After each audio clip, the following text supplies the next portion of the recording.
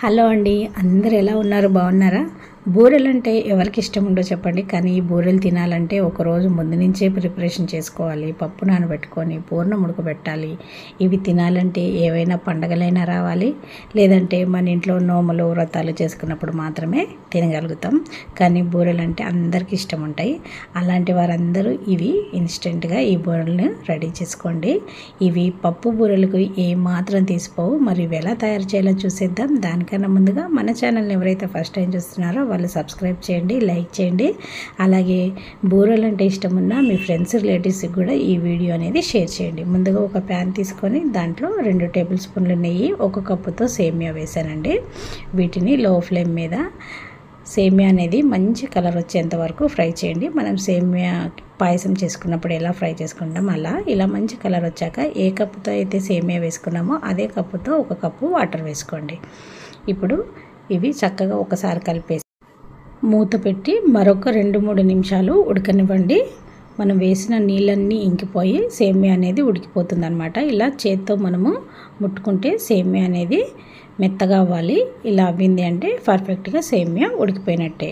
ఇప్పుడు మనం ఏ కప్పుతో అయితే సేమియా వేసుకున్నామో అదే కప్పుతో కప్పుడు బెల్లం వేసుకున్నాను. ఈ బెల్లం కూడా కరిగేలాగా ఒక 2-3 నిమిషాలు అలా తిప్పుతూ ఉన్నారంటే బెల్లం అంతా కరిగిపోతుంది. చూడండి, ఇలా కరిగిపోయిన తర్వాత 1 టేబుల్ స్పూను ఇలాచీ పౌడర్ వేస్తున్నాను. ఇది కూడా వేసి చక్కగా మరొకసారి కలిపేసేయండి. ఇప్పుడు మనం వేసిన బెల్లం మొత్తం పాకం దగ్గరగా వచ్చి చిక్కగా అయ్యే వరకు తిప్పుతూనే ఉండండి. ఇలా దగ్గరికి వచ్చిందన్నప్పుడు స్టవ్ ఆపేసి ఈ సేమియాని ఒక ప్లేట్లో తీసి పక్కన పెట్టుకోండి. ఇప్పుడు అదే ప్యాన్లో కప్పుడు పాలు, కప్పున్నర వాటర్ వేసాను. మీరు సేమియా ఏ కప్పుతో వేశారో అదే కప్పు మెజర్మెంట్ పెట్టుకోండి, అప్పుడు పర్ఫెక్ట్గా వస్తాయి అన్నమాట.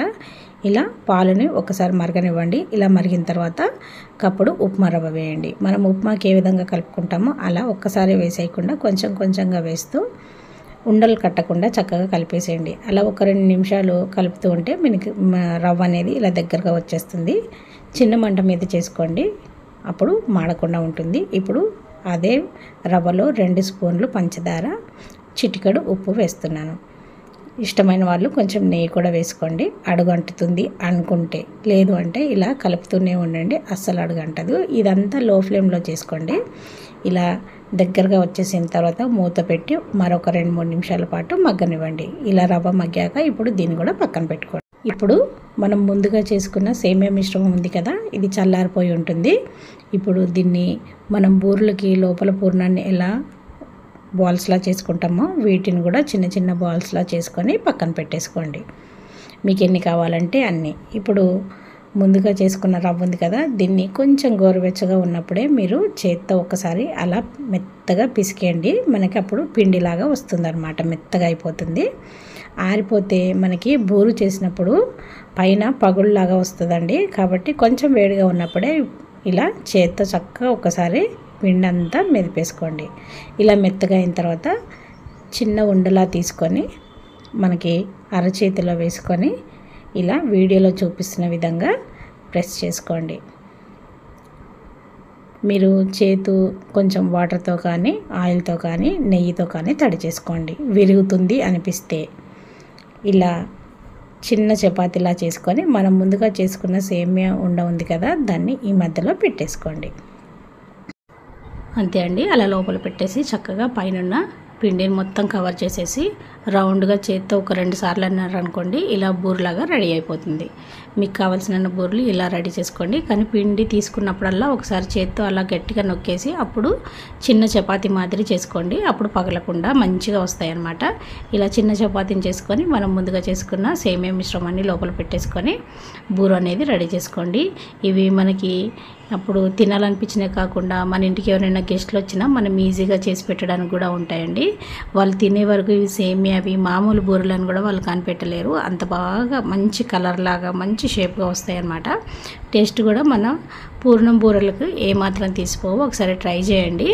అంతే అండి. అలా మనకు కావాల్సిన బూరెలు రెడీ చేసేసుకొని ఆయిల్ డీప్ ఫ్రైకి సరిపడా పెట్టుకొని మనం చేసుకున్న బూరెలను ఒక్కొక్కటిగా వేసుకోండి. కానీ బూరె వేయగానే కలపకండి, మధ్యలో విరిగిపోయి లోపల పూర్ణం అనేది బయటకు వచ్చేస్తుంది. ఒక్క నిమిషం ఆగిన తర్వాత అలా దూరంగా పెట్టుకొని రెండు వైపులో మంచి కలర్ వచ్చే వరకు ఫ్రై చేసుకోండి.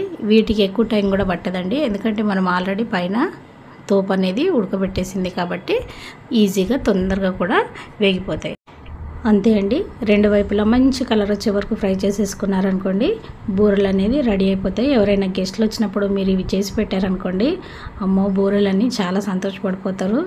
కానీ ఇవి పూర్ణం బూరెలు కాదని వాళ్ళు కూడా తినే వరకు గుర్తుపట్టలేరు. ఇవి కూడా పైన సాఫ్ట్గా లోపల జ్యూసీగా చాలా స్మూత్గా ఉంటాయండి, చాలా బాగుంటాయి. అందరూ ట్రై చేయాల్సిన రెసిపీ. మరి ఇంకెందుకు ఆలస్యం, మీరు కూడా ట్రై చేసి ఎలా వచ్చిందో కామెంట్ చేయండి. అలాగే మీ ఫ్రెండ్స్ రిలేటివ్స్లో బూరెలు అంటే ఇష్టం ఉన్న వాళ్ళందరికీ కూడా ఈ వీడియో అనేది షేర్ చేయండి. చివరి వరకు వీడియో చూసినందుకు చాలా థ్యాంక్ యూ అండి. Thank you for watching.